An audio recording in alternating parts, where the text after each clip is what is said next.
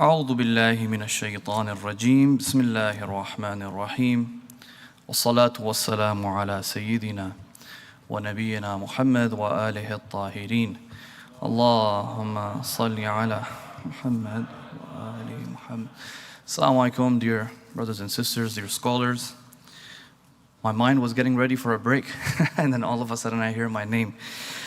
So my presentation is on Muslim school teachers' perceptions of Tarbiyah and implications for professional development. Just a little bit of context. 3 years ago, I returned back from Qom. I took on a local school project here by the name of Al-Hadi School. It's in Scarborough. And next thing I knew, I was the principal of the school. So that's been my role here in the last couple of years. Alhamdulillah, I managed to connect with a lot of specialists, experts in the field from our community, from the Ahlus Sunnah community. I visited Australia twice now, and I connected with a lot of educators in the field over there. They're doing a lot of amazing stuff. But one of the things we brought to the school was this sort of a new vision of holistic education. This is the kind of discussion that is prevalent in the field today, holistic education. I have one of the books there by Professor Jack Miller, who really popularized it in the Western academia. Now, when I came back from Qom, I had this idea of, okay, teachers in Islamic schools, Muslim teachers in Islamic schools, part of their role is to give tarbiyah. And here in my mind, tarbiyah, I have a very specific understanding of what that entails. And then when I come to school, I see all of these, teachers from our community, and I realize everyone has their own understanding of, what that means. And I was like, oh, okay, wait, this is interesting. How am I going to navigate this? So I wrote this paper. I presented it in the Islamic Schools Conference last summer in Melbourne. What this paper is really about is trying to see, the different perceptions Muslim teachers in Islamic schools may have. And what does that mean practically for us? In our context, I was focusing more on our particular school context, right? So, Islamic schools, faith-based schools, they say that Muslim teachers are well-equipped to draw on the concept of tarbiyah, to offer this holistic education. And what does tarbiyah mean? Tarbiyah, to put it very simply, is not ta'aleem. Ta'aleem is what they call a transmissive form of educating, where you take, math and science, and you kind of, get those concepts across, to the students. But tarbiyah is a lot more encompassing. It encompasses moral education, character development, nurturing, upbringing. And this is something that Muslim teachers believe that, they're equipped with this tool to kind of offer that to their children. So, therefore, it becomes necessary to figure out what exactly do they really, what is the perception that these educators have when it comes to, what do they mean by tarbiyah? And I have a quote here by one of the Spanish educators. Actually, he taught in Tehran before the revolution. And he says, few would argue that the beliefs teachers hold influence their perceptions and judgments, which in turn affect their behavior in the classroom, or that understanding the belief structures of teachers and teacher candidates is essential to improving their professional preparation and teaching practices. So what did I do? I said I will try and look into some of the research that has already been done. I shortlisted 3 or 4 countries, Britain, Zanzibar, Pakistan, and Malaysia. Very specific schools over there where interviews had been done by with the teachers, and really try to understand what do they believe about tarbiyah when it comes to teaching. So I used a framework by one of these Belgian educators as well. He calls it the personal interpretative framework. So what is this? This is just for the purpose of organizing the interviews. What it really is that it explores the teacher's assumptions and beliefs through their continuous interactions with their professional working context. So you have one aspect of this framework, which is the professional self-understanding, which is how do teachers perceive themselves in their profession, in their professional working environment. Okay, and then you have what they call the subjective educational theory, which is, what do these teachers believe works best in their working environment. So that's just the framework I use to analyze and sort of organize the findings. So the 4 schools I have over here are Britain, the Islamic Shakhsiyya Foundation schools, founded by Dr. Farah Ahmad. Actually, she was here yesterday. There was a second Islamic schools conference taking place here yesterday in Mississauga. I wasn't able to go. I sent my team, but Dr. Farah Ahmad was here. She's excellent. Then you have schools in Zanzibar, Pakistan, and Malaysia. So let's, for the sake of time, let's go through this quickly. So the Islamic Shakhsiyya Foundation. This is, a school initiative in England. They have multiple schools now, but it started off as a homeschooling project, a homeschooling initiative. Many of us probably in North America have very similar stories, concerned parents trying to come together, start some homeschooling initiative, but eventually it gets too difficult to manage, correct? So they started off as that, and then they implemented what they call the holistic Islamic education paradigm. It's a sort of curriculum that they use. Now, if you look at that column, where the row that says professional self-understanding, this is important. The teachers at this school, or one of the campuses of this school, are mostly immigrants to Britain.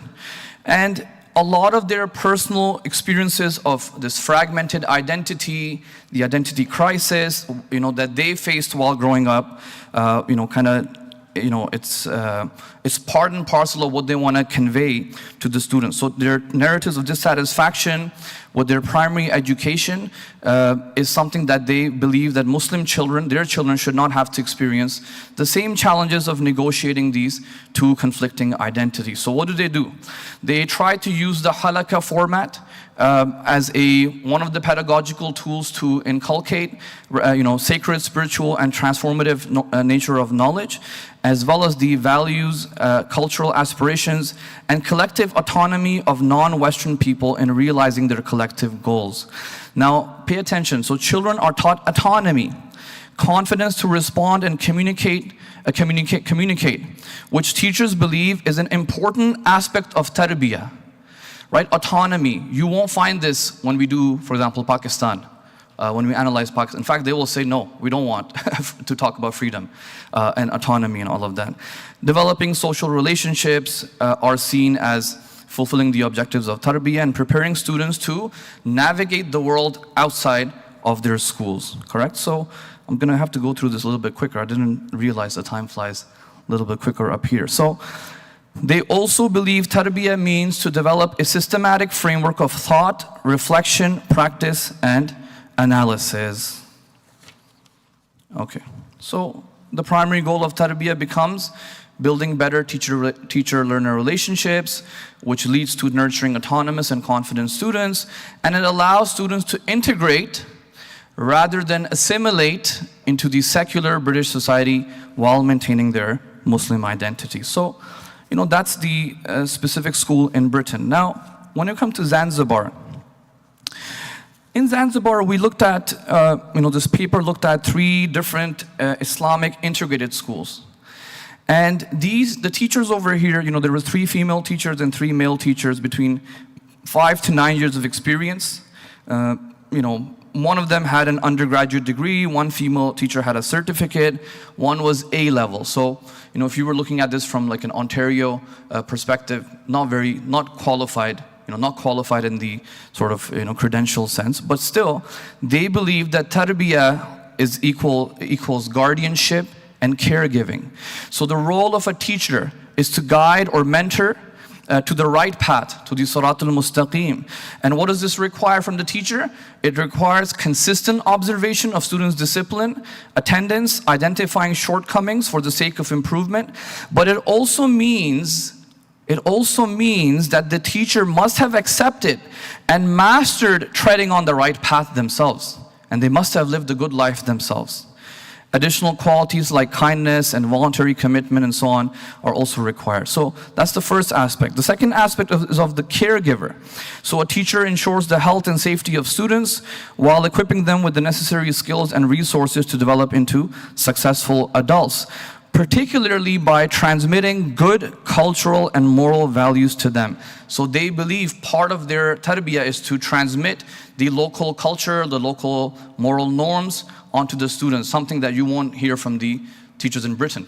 Like, they actually don't want that to happen as part of their understanding of what tarbiyah means.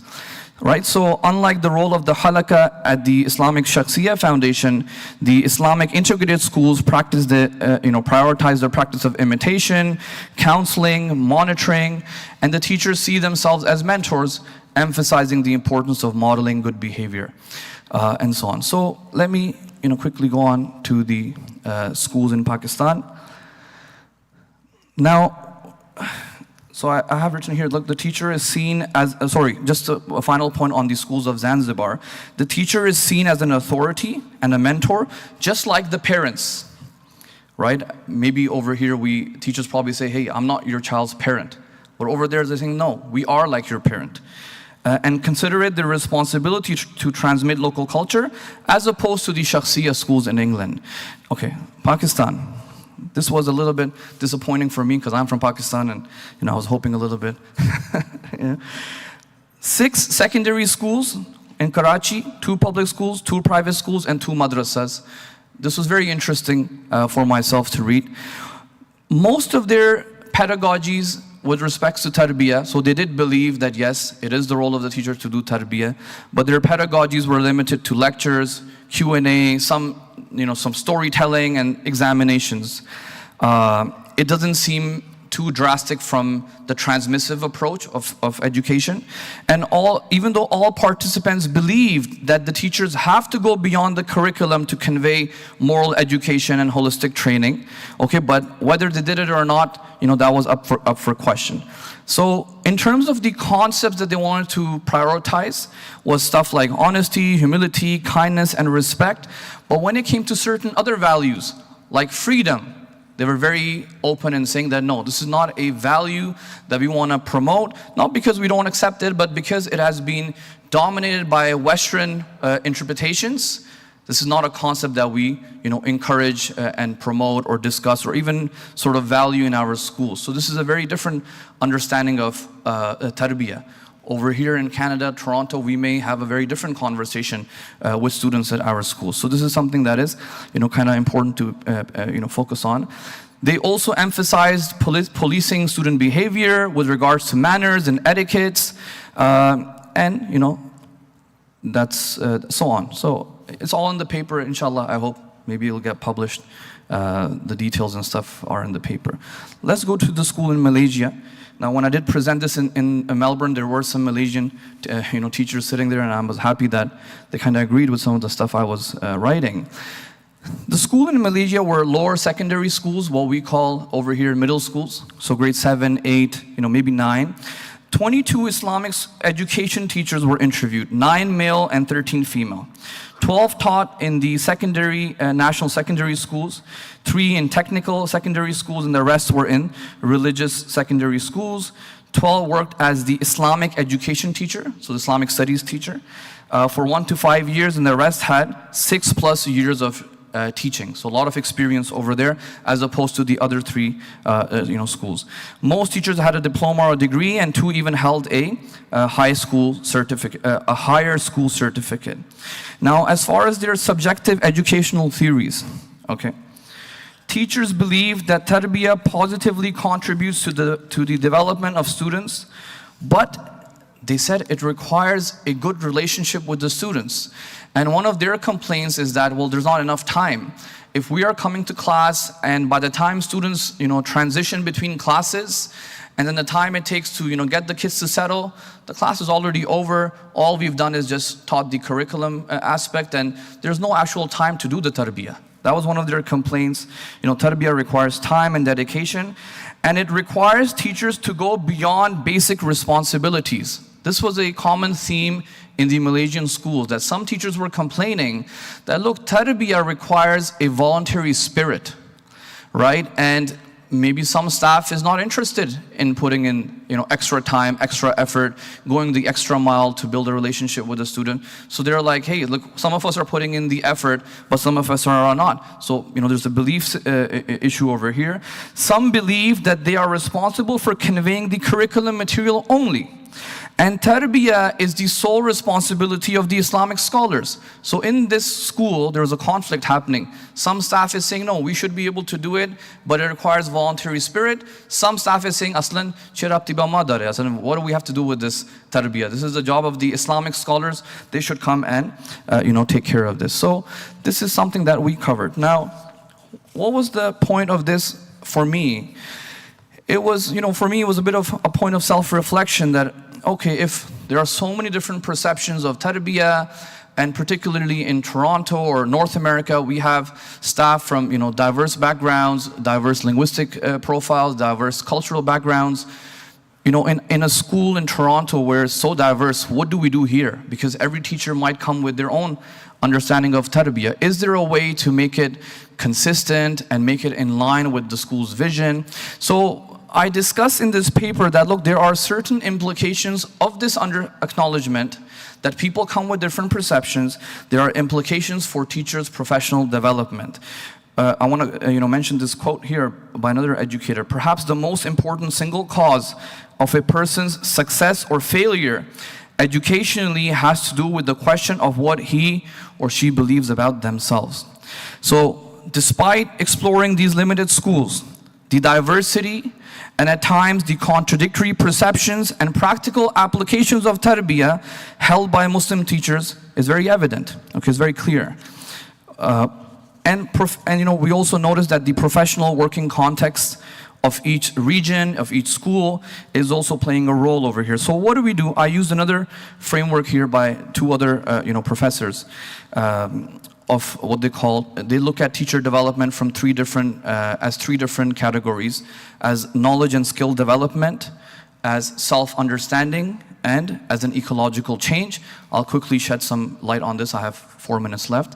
Inshallah, I'll finish it off. Teacher development for Tarbiyah as knowledge and skill development. In line with the Islamic tradition, that seeking knowledge has to happen from the cradle to the grave. This is true for all of us. This is not something specific to ulama. This is how your journey should be in life. From the cradle to the grave, Muslim teachers in Islamic schools, there should be no hesitation for them to believe that yes, there is a need for continued development of their own skill set and knowledge. But if you notice the schools that we looked at, many of the teachers lack formal studies, either in the field of education or in Islamic studies. So when you examine the relationship of the professional self-understanding of teachers and their subjective educational theories, it is very clear that Tarbiyah is not perceived by a vast majority to be linked to any study of the traditional Islamic disciplines, nor a formal degree in education. Meaning many teachers don't believe I have to go to the Hawza or do a degree from, Islamic college, from ICAIR or whatever, to be equipped to give Tarbiyah. Or Tarbiyah doesn't have anything to do with that. This is what many of them believe, right? So, but I say in the paper that this may lead to the wrongful assumption that Tarbiyah can be given by anyone without any qualifications at all. That's also not true. So, and then on the other hand, teachers from these different regions also demonstrate that formal studies do not necessarily qualify a teacher to give Tarbiyah. So the opposite is also true. Just because you're qualified, just because you're OCT certified, doesn't equip you and qualify you to give Tarbiyah. And they generally perceive the prerequisite to give Tarbiyah is the possession of good moral qualities, rather than a degree or a certificate. So how does one acquire this? It is not through formal degrees and certificates, but through the process of teachers receiving consistent Tarbiyah themselves. So one of the ways I believe this can be done is by creating teacher development initiatives that focus on holistic training and the tarbiyah of Muslim teachers. We have had in the past some of these programs, like Islamic Teachers Education Program from Toronto by Professor Nadeem Maiman. In 2016, it fell off. There is now a program in University of South Australia in Adelaide, the graduate program of Islamic pedagogy. But I'm arguing in this paper that this is something that we need to look into to get teachers, trained in some sort of Islamic pedagogy. The second aspect is teacher development as self-understanding. Surprisingly, in these interviews, very little mention of self-reflection as a catalyst for improving tarbiyah was discussed. Right? Al-Jawadi's speech is saying that we are people of forgetfulness. So you need to do muhasabah, you need to have self-reckoning, self-accountability, which is part of our tradition. But unfortunately, this is not something that is even mentioned in some of these interviews. It is important for teachers to grow in their practice, self-reflect on their beliefs, dogmas, and limitations, as it's necessary to do that for further development of their ideas and teaching practices. Part of the way you can do that, for example, besides the basic self-reflection forms, is by getting staff to write philosophy statements, their own philosophy statements that are living documents that they can work on, and experts and scholars can even critique those philosophy statements to refine the teacher's own philosophy and pedagogy. And I will end off with the last point over here: teacher development as an ecological change. There are a lot of barriers outside of the classroom, outside of the school, that can impede teachers' professional development. And this is more for the stakeholders, the leaders that are in the community. Teachers in Malaysia were complaining that some of their colleagues do not share the similar work ethics, while teachers in Pakistan and Zanzibar were complaining about poor pay and lack of resources. And the degree of collaboration amongst the teachers is not as good, particularly when it comes to tarbiyah, moral education, and character building of students. So effective leadership in this regard, effective leadership can help provide a supportive context for teacher development efforts, and the supportive role of leaders towards teachers is something that needs to be looked at, yes. So an improved ethos where stakeholders, parents, and the community value teachers' role as a murabbi can be instilled to develop a more nuanced and comprehensive perception and pedagogy of tarbiyah. Inshallah, I will wrap it up right now. I did want to make one last quote. Maybe in the Q&A I can quote this. It's a very important book by a Christian theologian and educator, Dwayne Hubner. These are his lecture notes. Inshallah, in the Q&A, if I get an opportunity, I'll quote something from him, where he's asking the school stakeholders and leadership to really reimagine schools and reimagine teaching as a vocation, which is a call to God, Allah subhanahu wa ta'ala, rather than a profession or a job. Thank you for listening, and I hope that there was something beneficial from this. Sallu ala Muhammad wa ali Muhammad.